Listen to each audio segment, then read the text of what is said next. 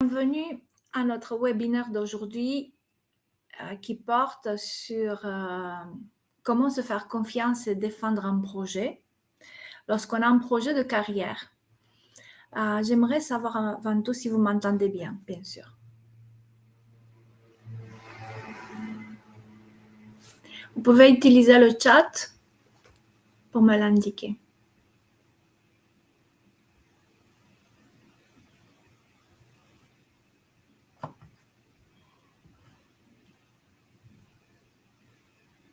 Super, merci beaucoup.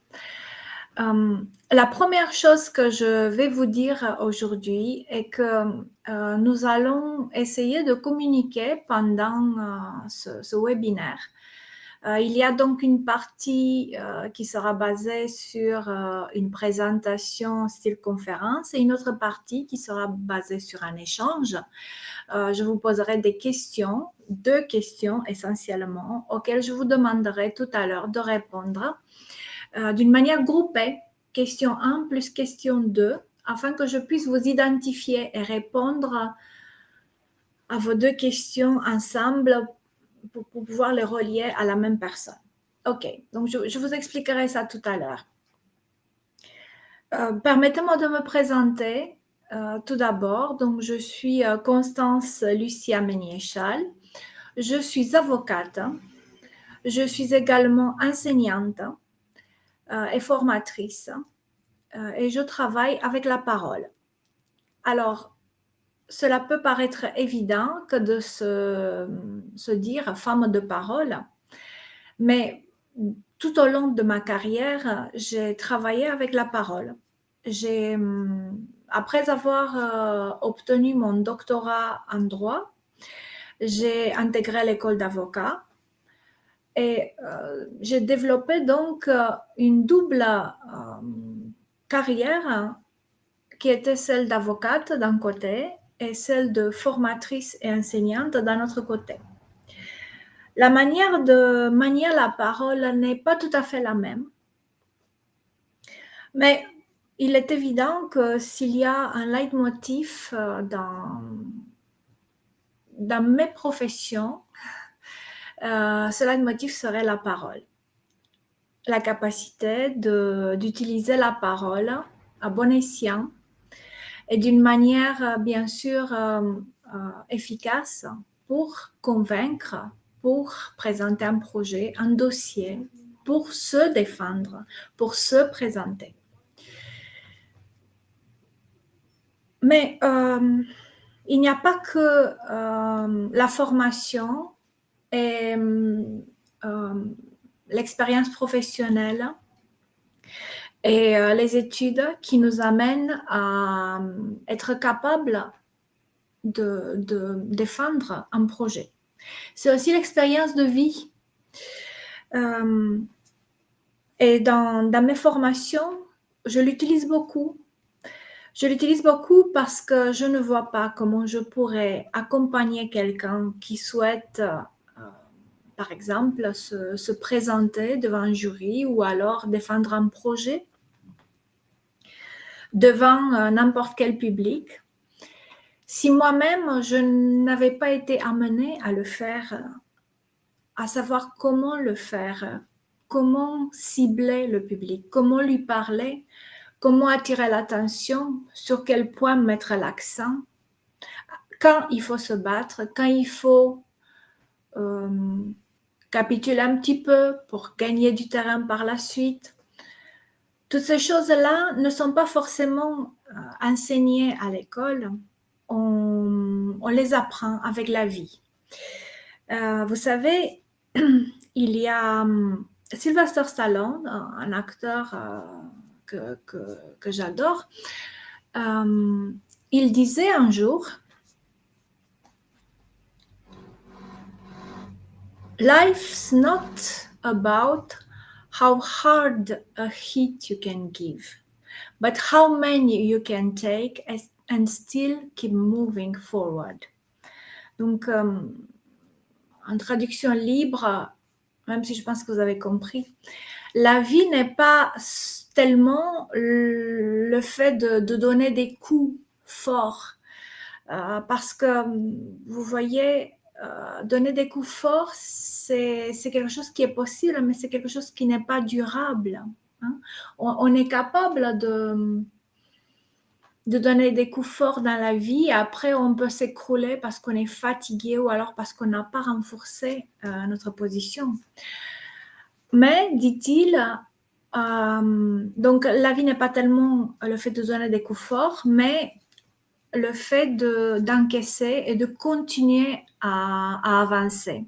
Et c'est ça, en fait, quand on prépare n'importe quel projet. L'idée n'est pas tellement d'arriver et de donner un gros coup et de montrer qu'on est les plus forts. Encore faut-il montrer qu'on est capable de soutenir ce projet par la suite et sur la durée.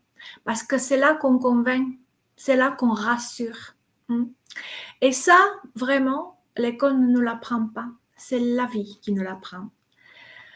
Je vous montrerai, si on est amené un jour à travailler ensemble, comment on peut se préparer également à défendre un projet et à démontrer que c'est quelque chose qui est durable, qu'on est capable de le défendre aussi dans le temps. OK. Donc, dans ce qui suit, je voulais vous poser tout d'abord 2 questions auxquelles je vous prie de répondre tranquillement pendant que je ferai ma conférence grâce au chat. Surtout bien grouper les questions Q1 plus Q2 afin que je puisse relier les questions à votre nom. J'essaierai de répondre d'ici quelques minutes. Donc, la première question est, quel est votre projet de carrière à défendre dans l'immédiat? Pourquoi? Si vous êtes venu à cette conférence, c'est que il y a quelque chose dans l'immédiat qui vous tient à cœur, que vous avez envie de mettre sur votre chemin et réussir. Donc, quel est ce projet de carrière que vous avez envie de mettre en route et de défendre dans l'immédiat? Et la deuxième question, quel est votre obstacle?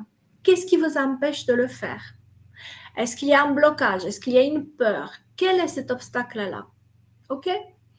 Donc, voilà, vous répondez dans le chat et j'essaierai de vous répondre dans toute la mesure du possible tout à l'heure.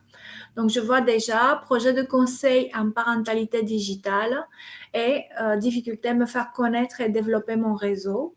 J'ai déjà une première réponse. Donc, un premier set de questions. Donc, n'hésitez pas à utiliser le chat pour répondre, pour que je puisse répondre par la suite. OK. Centre de beauté de bien-être, parents-enfants. Je n'ai pas l'obstacle. Attention, vous ne l'avez pas mis ensemble. Un travail de fin d'études pour mon bachelier en GRH. Projet d'évolution de poste au sein de mon entreprise. Activité en freelance. Difficulté de trouver une problématique. Projet de conquête de mission dans une banque. Procrastination comme obstacle, bien sûr. Projet d'internationalisation de mon cabinet. Difficulté le temps. Pour une personne qui a mis centre de beauté, oui. Ah oui. Ah, ça c'est entre vous. Ça ne m'intéresse pas. Société nouvelle, donc peu connue en Suisse. Une page sur une offre freelance dans la pédagogie digitale. Trouver une orientation, une formation, une activité stable. OK. Comment approcher les investisseurs? D'accord. Choisir une spécialisation. OK. Freelance informatique. Projet d'un élevage d'aviculture élargi. Quel est l'obstacle? carrière dans la mode.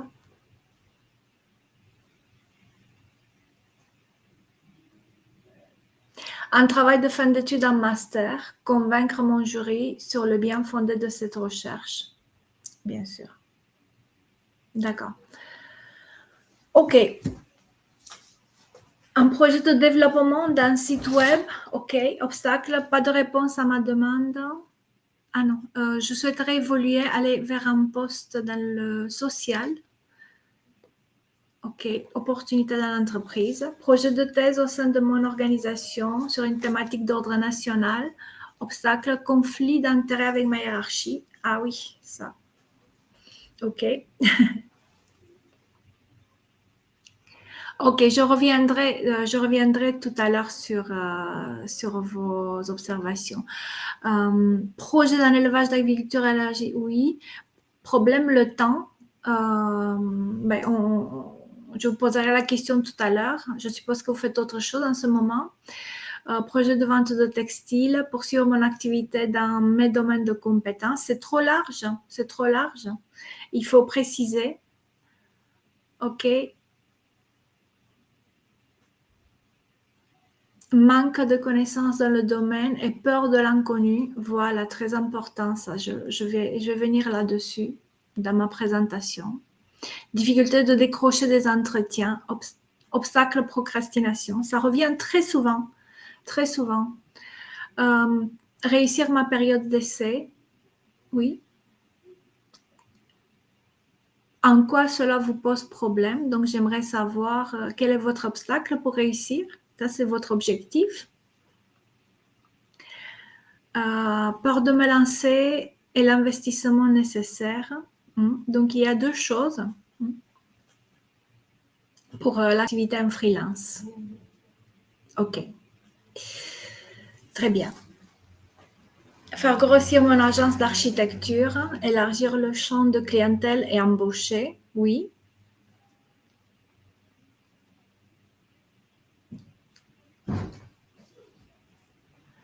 Difficulté à communiquer et convaincre les clients afin qu'ils puissent me confier leur projet de construction dans le BTP. Évolution professionnelle dans une nouvelle entreprise, changement d'orientation professionnelle, l'argent pour se lancer dans la formation. Oui. OK. OK. Je prends note de vos observations. Très bien. Passage d'un brevet, choix de la formation étant. Cela dépend du domaine dans lequel vous allez évoluer. Donc, je peux vous orienter peut-être. Il faut avoir plus de détails. J'essaierai de répondre tout à l'heure à vos questions. OK, je répondrai.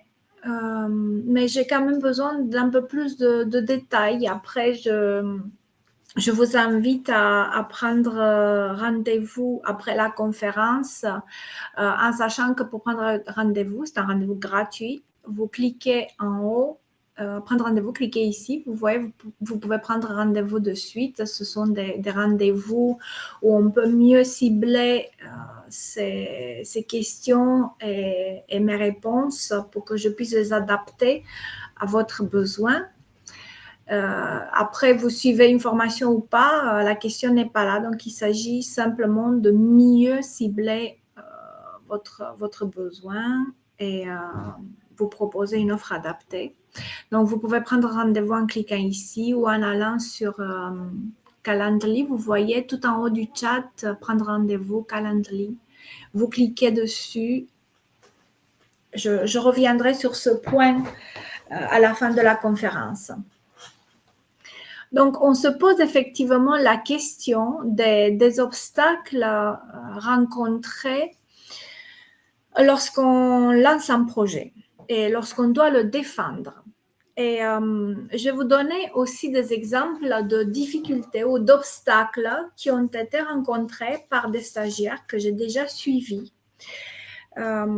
Alors, d'autres exemples, donc pour voir que vous n'êtes pas les seuls à vivre ces difficultés-là. Je pense que c'est déjà rassurant de savoir ça. Un premier exemple, problème d'organisation et d'argumentation.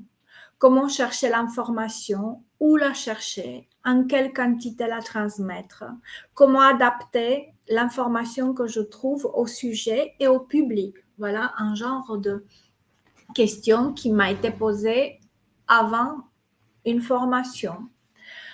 Ensuite, une autre question qui m'a été posée, pareil, au titre des difficultés et des obstacles.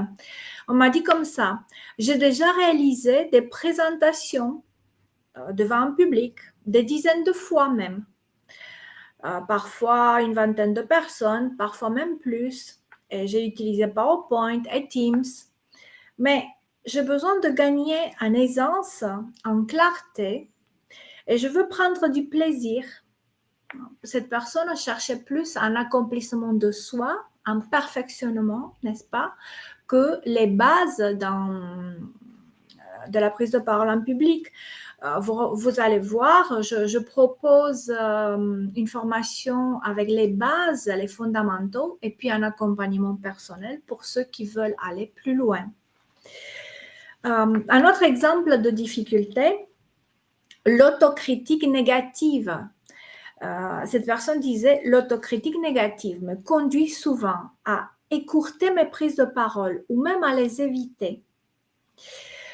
Quelqu'un d'autre qui voulait accéder, qui devait passer un concours pour accéder à la fonction publique, elle me disait, je n'arrive pas à respirer. J'ai la tête vide et j'ai des problèmes pour comprendre les questions alors que j'ai longtemps préparé le sujet. J'ai donc des problèmes pour formuler les réponses aussi. Un autre exemple, c'est le syndrome de l'imposteur. Là aussi, c'est un obstacle, c'est une difficulté. Et c'est quelque chose que nous rencontrons, nous sommes nombreux à rencontrer cette difficulté. Et elle peut être liée à beaucoup de choses. Par exemple, il y a des personnes qui sont arrivées à un point assez important dans leur évolution professionnelle, non pas grâce à leur diplôme et grâce à leurs études, mais grâce à leur expérience professionnelle qui les qualifie tout autant. Seulement que voilà, elles se mettent toujours dans une situation de comparaison à ceux qui ont des diplômes, qui ont ou pas la même expérience. L'une n'empêche pas l'autre. Et alors, elles vivent ce syndrome de l'imposteur. Donc, elles n'osent pas se présenter, elles n'osent pas parler, elles ne se considèrent pas à la hauteur, ces personnes. Une autre manifestation de ce syndrome de l'imposteur est liée à ceux qui sont issus qui ont une origine géographique ou culturelle différente de là où ils sont amenés à évoluer. Et pour une raison que eux seuls peuvent expliquer, mais qui doit être identifiée, parce qu'elle est différente d'une personne à l'autre, eh bien, ils se sentent non appropriés pour tel ou tel emploi ou pour prendre la parole. Mais voilà, ça fait partie en fait de ce cadre large qui s'appelle le syndrome de l'imposteur. Un autre exemple est celui qui se sent coupable de réussir. Alors, ce n'est pas une culpabilité consciente, bien sûr. Et je relis ça un petit peu en partie à l'une des questions qui m'a été posée à propos des obstacles, en fait. Vous avez dit la peur de perte d'argent. Ça peut être la peur de perte d'argent, ça peut être aussi la peur de gagner de l'argent. Parfois, les manifestations sont duales. Et c'est lié toujours au syndrome de l'imposteur parce qu'on se dit, dans ma famille, on n'a pas gagné énormément d'argent. Si moi, tout d'un coup, je réussis énormément, c'est comme si je manquais de loyauté. C'est difficile à relier, mais on on est sur la même longueur d'onde, sur la même idée, qui fait qu'on se met des bâtons dans les roues tout seul en se disant je suis finalement pas à ma place, pas assez pertinent pour être ici et défendre ce projet. Non pas parce que le projet n'est pas bon, mais parce que moi, je ne serai pas à la hauteur. Ce qui est bien sûr totalement faux. Totalement faux.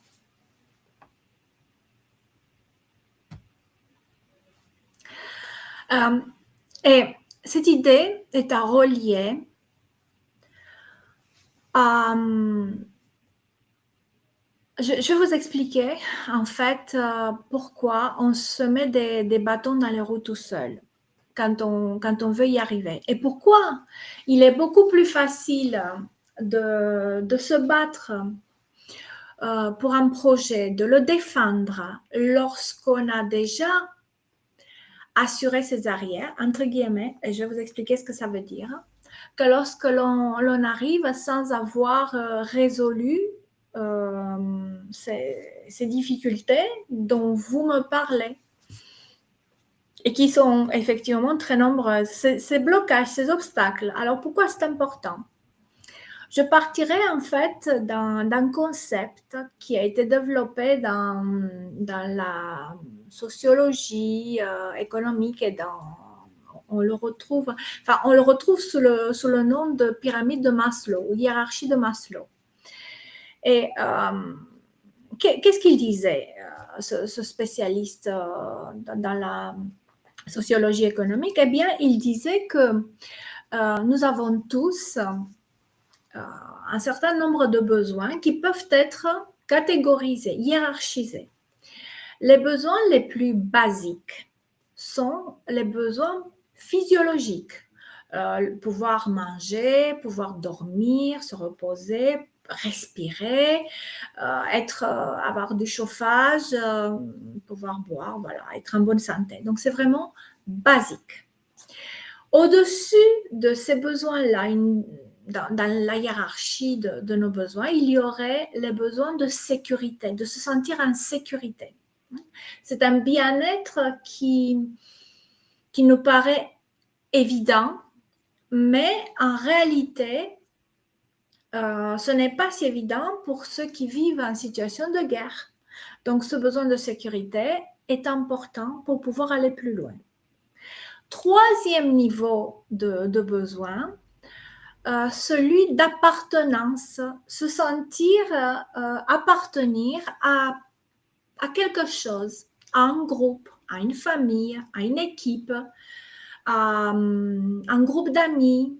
Vous voyez, on appartient à quelque chose, on s'identifie à un groupe. Ça peut être voilà, la famille, le groupe d'amis, ça peut être beaucoup de choses, ça peut être les collègues de travail, voilà.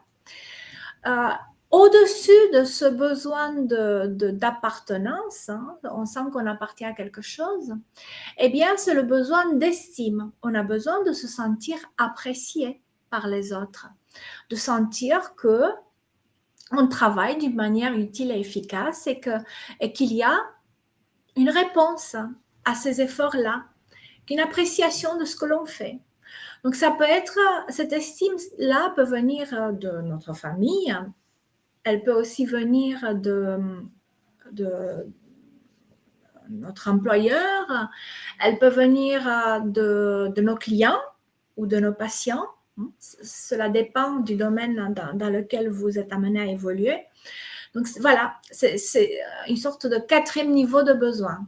Et le cinquième niveau dont il fait état, Maslow, est le besoin de s'actualiser tout le temps, de l'accomplissement de soi.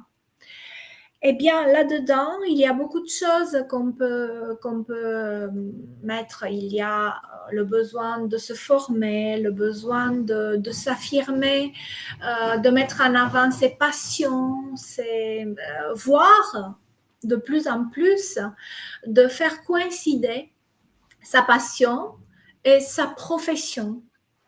L'idéal pour nombreux d'entre nous de nos jours étant justement de pouvoir vivre de notre passion, Et c'est là que je viens à expliquer ce que je disais tout à l'heure. Vous vous rendez compte qu'on ne peut pas assurer ces niveaux supérieurs, notamment le besoin d'accomplissement, si on n'a pas assuré les autres niveaux.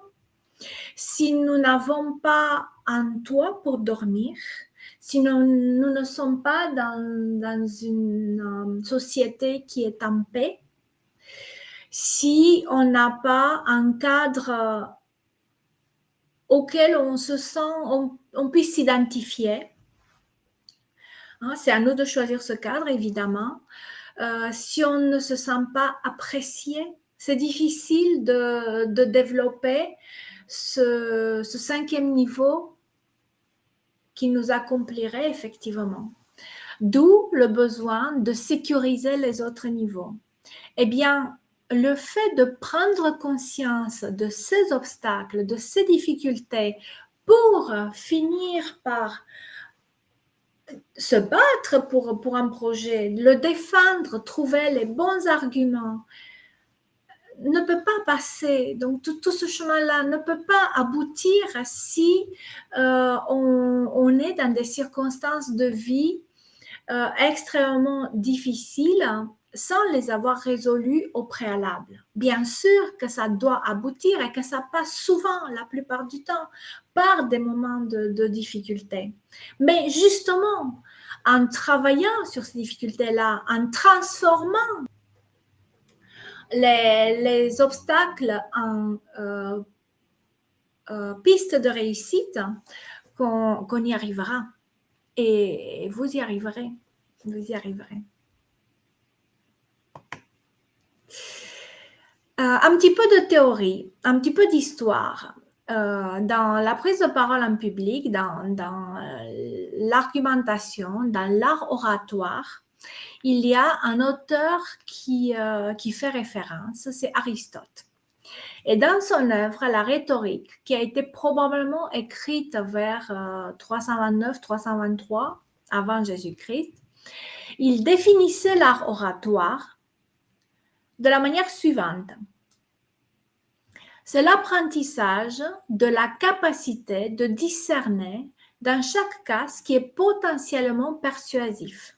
Ce qui veut dire, attention, que vous n'allez pas être convaincant dans toutes les circonstances en agissant de la même façon. Donc, ce qu'il voulait dire est que chaque fois, pour être convaincant, c'est adapter le contenu que l'on a déjà en nous, puisqu'on l'a préparé, on a notre projet qu'on a préparé en amont, au public, aux circonstances, aux attentes, hein, aux objectifs qui peuvent évoluer. Voilà, adapter ce discours et s'adapter soi-même en fait à l'occasion à laquelle nous devons intervenir. Et il nous donne des pistes parce que il a divisé son œuvre en 3 parties. Dans le premier livre, il le consacre à la définition et au fonctionnement de la rhétorique. Il parle notamment de l'argumentation. Comment on argumente? Très bien. Dans le second livre, il parle de la psychologie des orateurs et ça porte vraiment sur tout ce qu'on a vu en termes d'obstacles et de difficultés. Et puis le dernier porte sur les effets de style. Effet de style, et là, on peut parler de nos jours du body language, mais on peut parler aussi de l'émotion que l'on peut utiliser dans la prise de parole. Alors, je m'arrêterai une seconde pour vous donner un exemple, justement, quant à l'émotion que l'on peut mettre sur un texte et qui peut tout changer. Encore une fois, il faut s'adapter en fonction du but que vous poursuivez. Alors, je vais prendre pour exemple la poésie Le Pont Mirabeau d'Apollinaire. Basique. Et pourtant, je vais vous lire quelques lignes d'une manière différente pour bien comprendre. Sous le pont Mirabeau coule la Seine et nos amours, faut-il que je m'en souvienne, la joie venait toujours après la peine. Vienne la nuit, sonne l'heure, les jours s'en vont, je demeure. Les mains dans les mains, restons face à face, tandis que sous le pont de nos bras passent des éternels regards d'ondes si lasses. Vienne la nuit, sonne l'heure, les jours s'en vont, je demeure. Vous remarquez qu'il y a dans cette manière de présenter le contenu de la poésie, il y a une nostalgie, il y a peut-être une histoire d'amour qui est racontée, il y a un peu de tout ça. Maintenant, je vais vous le présenter d'une manière différente. Sous le pont Mirabeau coule la Seine, et nos amours, faut-il que je m'en souvienne, la joie venait toujours après la peine. Vienne la nuit, sonne l'heure, les jours s'en vont, je demeure. Les mains dans les mains, restons face à face. Tandis que sous le pont de nos bras passent des éternels regards d'ondes si lasses, vienne la nuit, sonne l'heure, les jours s'en vont, je demeure. Dans cette manière de présenter les choses, vous l'aurez compris, il s'agit d'amour trahi, d'amour qui n'est pas accompli, d'une attente qui n'aboutit pas, de quelque chose qui est différent de la réussite de tout à l'heure. Il y a une lassitude, voilà. Donc, rien qu'en changeant la tonalité parfois, on peut changer le sens de ce que l'on présente. Eh bien, c'est important. Cela peut avoir l'air d'un détail, mais avec de bons arguments d'un côté et une bonne émotion de l'autre, eh bien, tout peut changer. Tout peut changer. Dans la réussite, bien sûr, d'un projet. OK. Donc, on voit qu'un bon orateur peut mettre en avant plusieurs choses. L'argumentation, les valeurs, le projet qu'il défend, ou encore le style, le charisme, l'émotion à transmettre, le langage du corps. D'après vous, utilisez le chat. Quel type d'orateur vous aimeriez être une fois que vous dépassez vos blocages? Est-ce que vous voulez être quelqu'un qui est fort en argumentation? Est-ce que vous voulez être quelqu'un qui défend des valeurs, peu importe l'argumentation, parce que les valeurs dépassent ces considérations-là? Est-ce que vous voudriez avoir du style, du charisme, une émotion à transmettre, apprendre à porter votre voix ou vous tenir d'une certaine façon devant le public? D'après vous, s'il vous plaît, utilisez le chat. Qu'est-ce qu'il faudrait avoir de tout ça pour être un bon orateur? De quoi auriez-vous envie?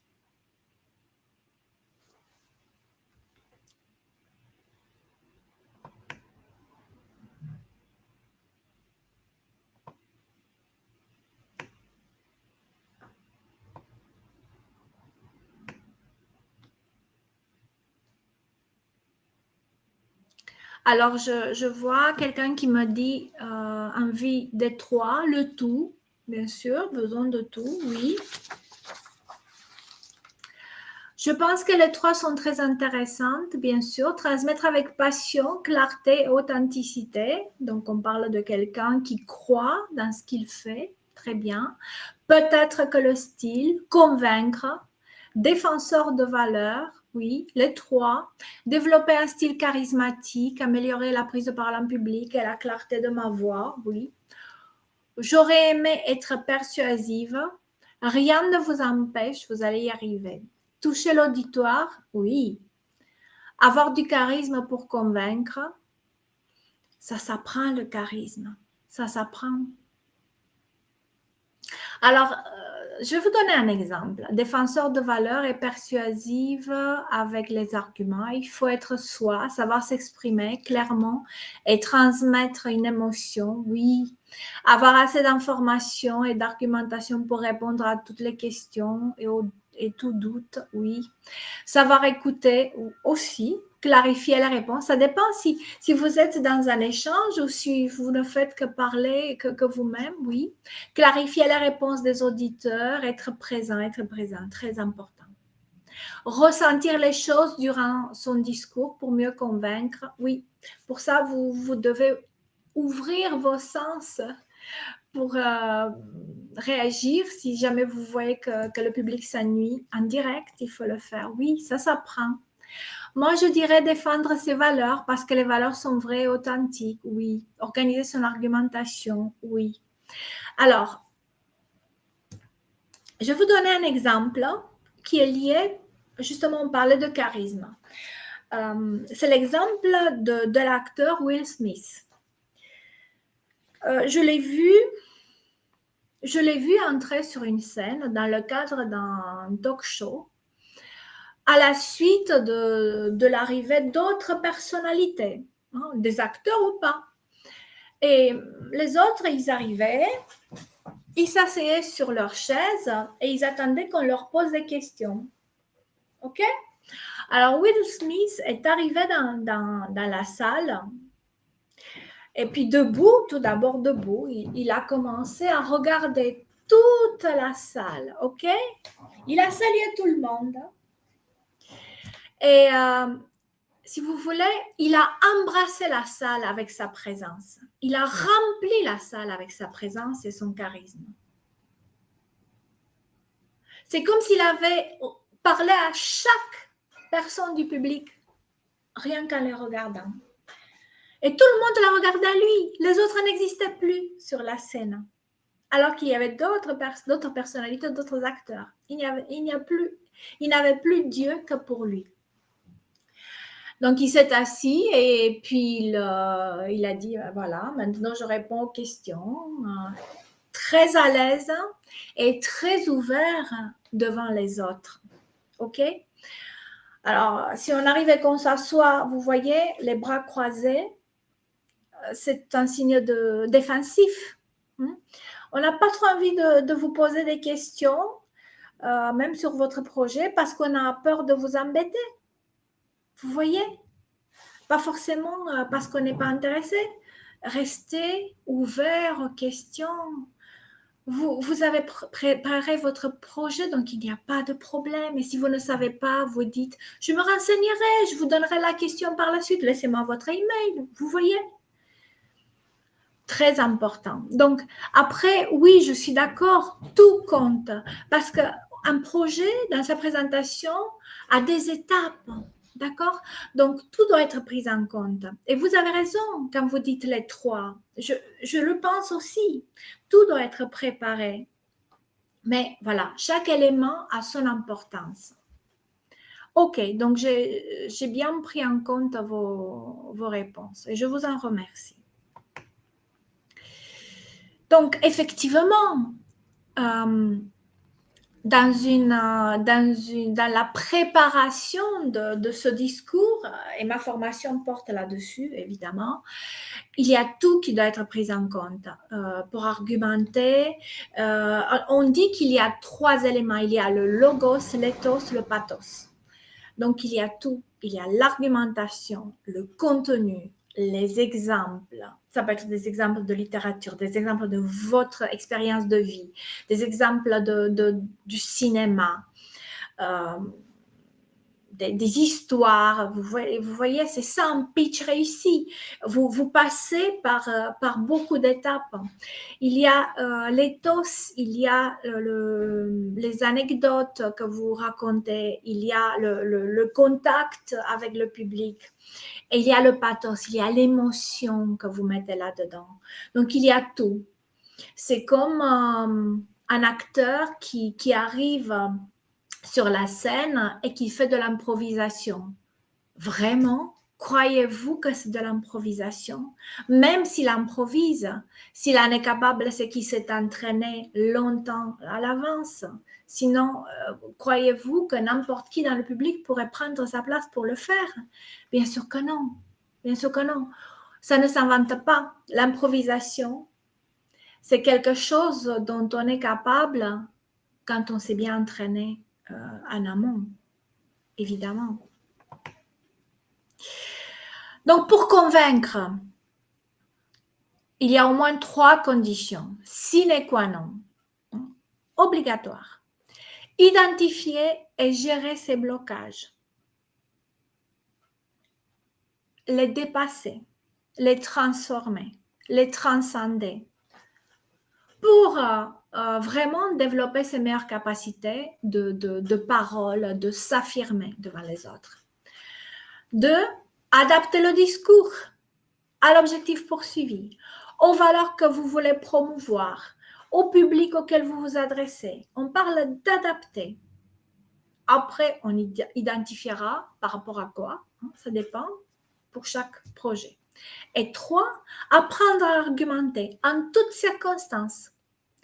Au début, l'argumentation se fait d'une manière très classique, un petit peu forcée. On fait un petit peu du travail comme les étudiants en droit en première année.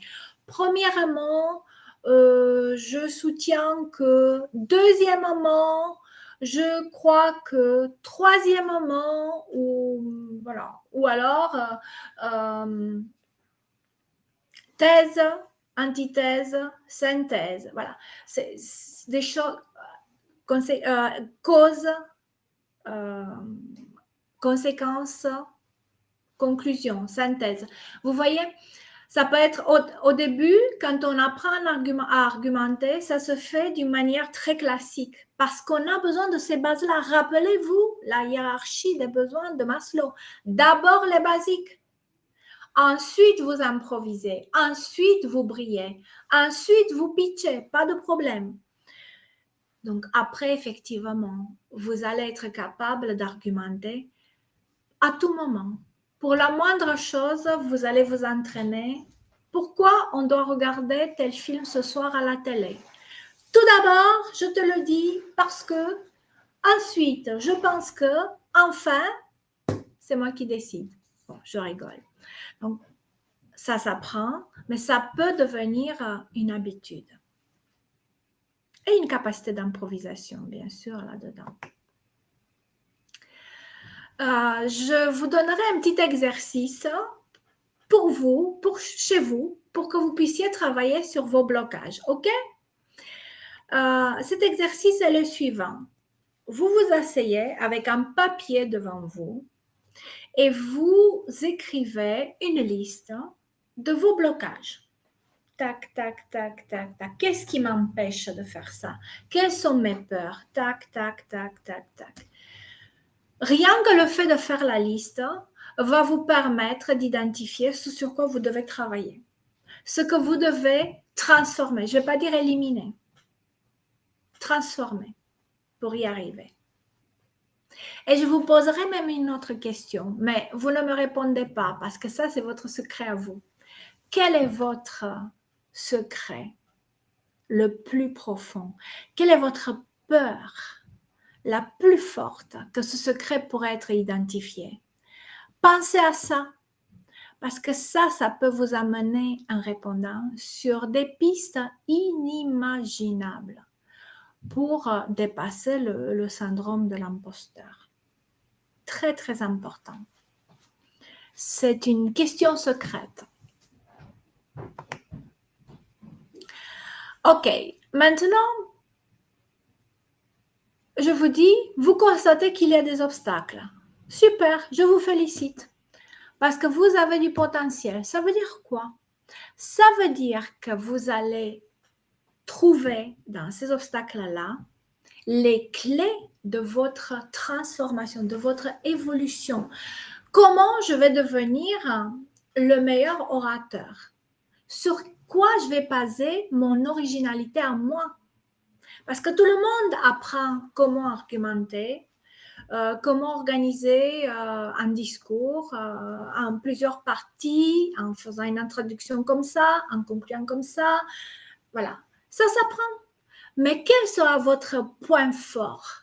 Eh bien, votre point fort sera à chercher dans ces obstacles-là. C'est comme ça qu'on transforme les obstacles en clés de réussite. Comment? Je vais vous le dire.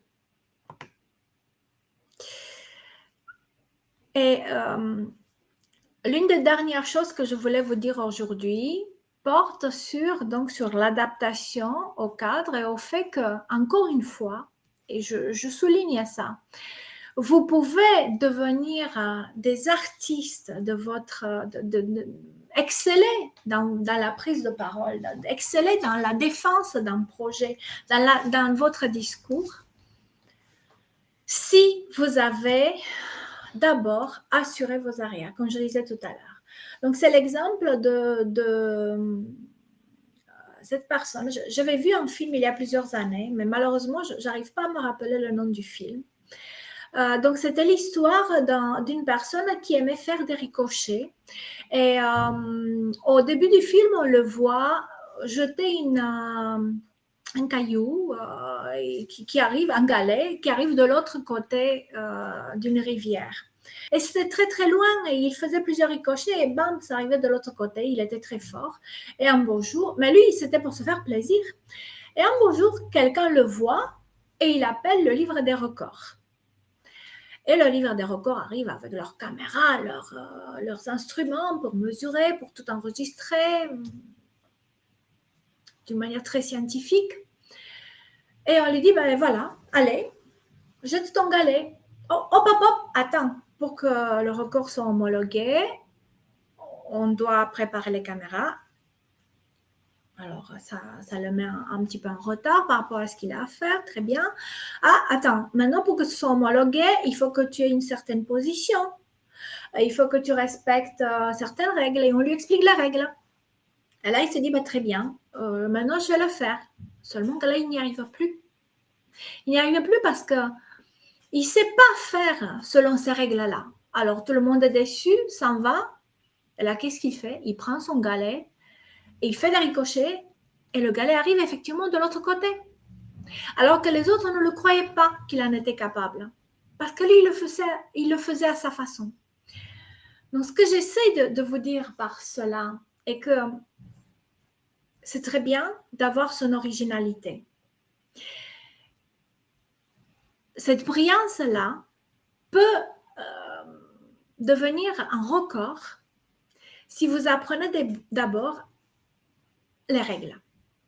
Si vous respectez ces règles-là, vous arriverez à dépasser ce qui bloque entre votre originalité et les règles.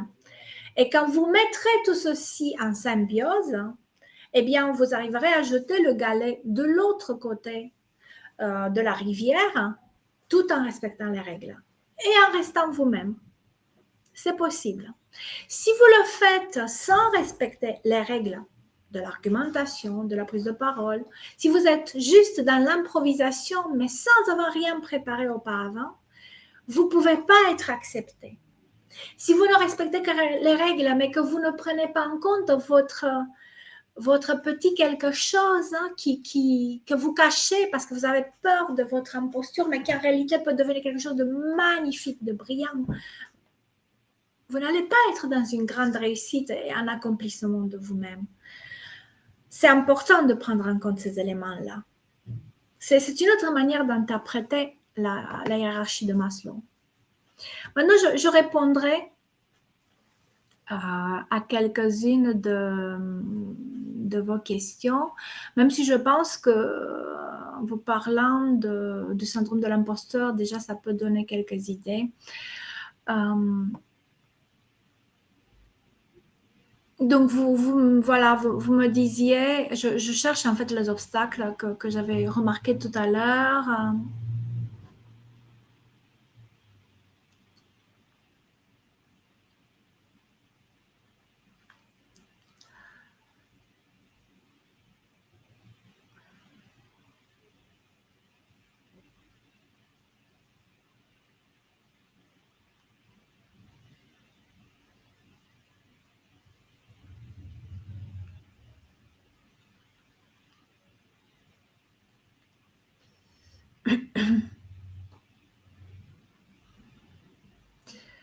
Donc, j'ai vu, par exemple, des personnes qui préparent leur thèse ou qui préparent des projets dans les études qui doivent défendre ces projets. Effectivement, il faut travailler notamment l'argumentation. C'est la base, je vous disais tout à l'heure. Et ensuite, essayer de personnaliser votre présentation. Alors, je suis consciente que lorsqu'on personnalise, c'est plus difficile d'obtenir l'acceptation de la part de sa hiérarchie, si vous êtes dans une entreprise, ou de la part d'un jury. Souvent, on accepte de rester assez classique, mais cela peut se faire. Encore une fois, n'oubliez pas, si vous respectez la base de la hiérarchie de Maslow, d'abord ce que vous savez que l'on attend de vous en premier, et ensuite votre pitch final avec quelque chose d'original, de personnalisé, je pense que cela peut passer, même très très bien. Ça fera la différence. Ensuite, concernant l'obstacle procrastination, je l'ai connu moi aussi et je pense que c'est quelque chose contre lequel il faut agir de suite. Donc, dès que je vois le mot procrastination, je vous dis, agissez de suite. N'y pensez même pas, parce que c'est quelque chose qui ne peut être, c'est un obstacle qui ne peut être dépassé que par l'action. Donc, même si vous considérez, comme tous ceux qui procrastinent, hein, comme tous ceux qui reportent tout ce qu'ils veulent faire, que vous n'êtes pas prêt, que vous avez encore des choses à faire, encore un peu, encore un mois, encore une semaine, encore un an, non, agissez de suite si vous voulez y arriver. Parce que c'est en agissant, c'est en avançant, mais dans le concret, que votre projet va se matérialiser. Non pas, vous ne pouvez pas arriver avec un projet parfait pour qu'il soit accepté. Ça n'arrivera jamais. Vous devez arriver avec votre projet, le mettre en route et vous adapter en cours de route. Il y aura toujours quelque chose à faire. C'est pas grave, vous serez déjà sur les rails. Agissez de suite.